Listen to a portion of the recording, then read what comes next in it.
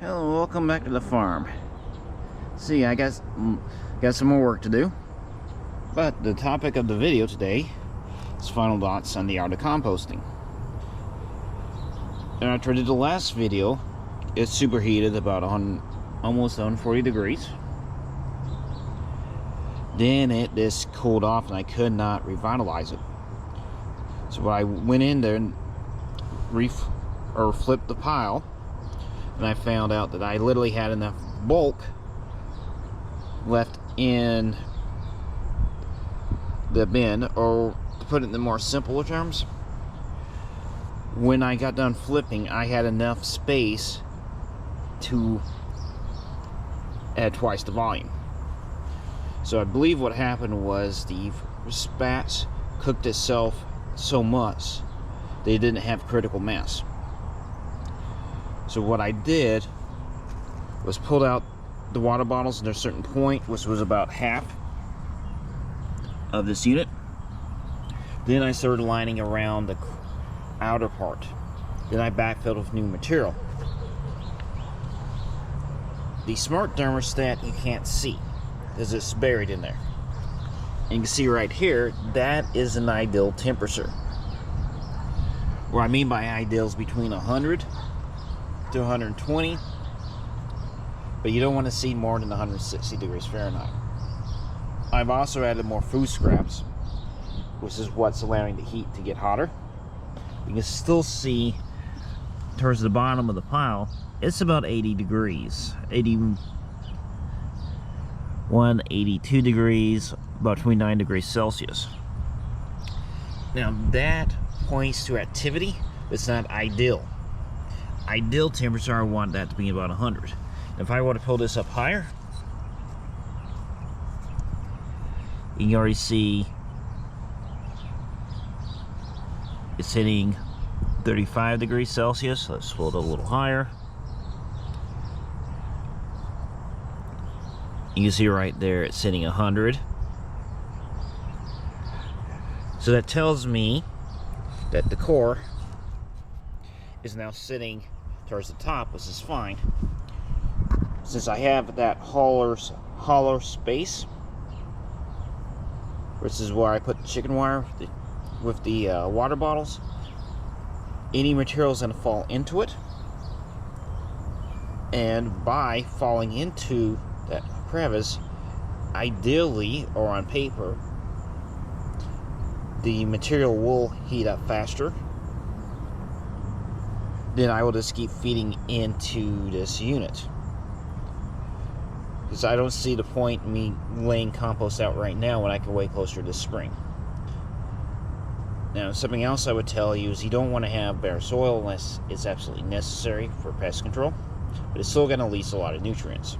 This is part of the reason why my garden suffered this year, added into the heat and the drought-like conditions. However, that's just how nature can be. One year you have an amazing year, the next year is horrible. So there's other methods I can use. I will continue feeding this up until I don't have anything more to feed to keep the pile going. And it's not uncommon for you to combine piles if it runs out of steam. But the hot water bottles, which, by the way, you don't necessarily have to use hot bottles, assuming hot water. A lot of that in there now has been cooled off, unless it's just in the area where the activity is occurring. But I do feel this is a lot more sustainable for a small compost pile such as this. I mean, this is only about 100 gallons, not a very big pile.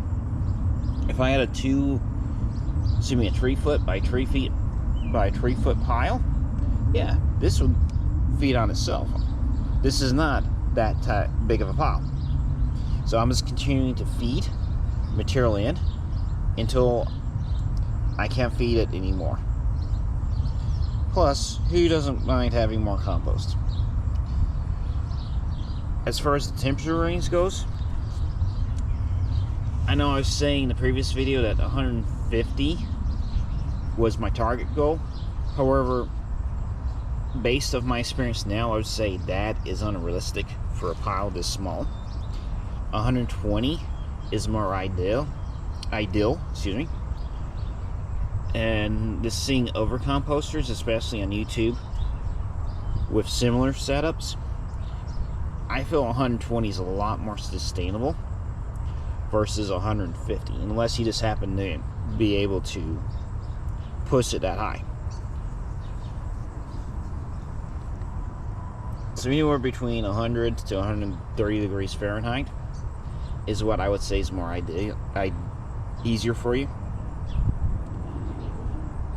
And let's just be honest, the jugs I'm using, mostly milk jugs, because there's very easy attainable in my house, or the household, excuse me. And that's a gallon jug that I can just put in, ding, ding, ding, ding. Now I can layer it in certain spots, and it creates a perpetual loop because the water is releasing energy into the areas, and it's charging up not this little portion, but an entire layer. I'm getting more heat from that layer versus this having a little center core. So if you're running into temperature issues, this is a great way to repurpose material that you'd otherwise throw out. It also will help regulate the pile while maintaining the chimney effect. And all that is just thinking of it growing vertically. So now you're cooking a layer at a time versus one big core in the center. Now, my opinion, on paper, that would work longer in terms of duration versus having a small little core and letting it grow outwards.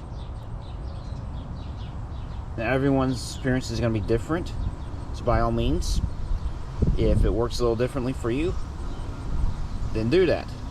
I'm not telling you what you should be, assuming what you need to be doing, by giving you suggestions about what you can do if you're having issues keeping a pile hot, which is something I always had issues with, as well as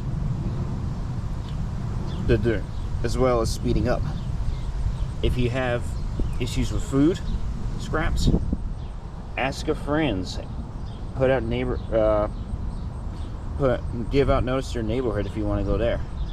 Because I have 2 different composting systems. My worm bin is completely full, where I can't even do a harvest right now because I keep adding food to the pile. Which is okay, because I'll just wait till the spring, do a big harvest in a tray, fill that one up, and just keep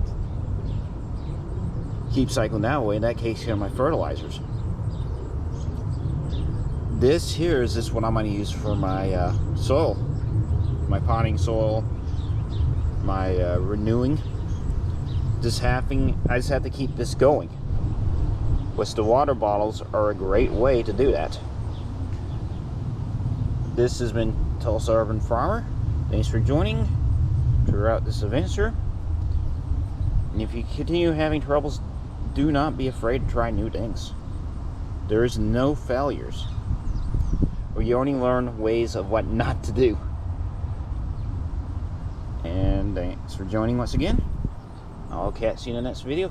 As always, feel free to like, sub, or comment.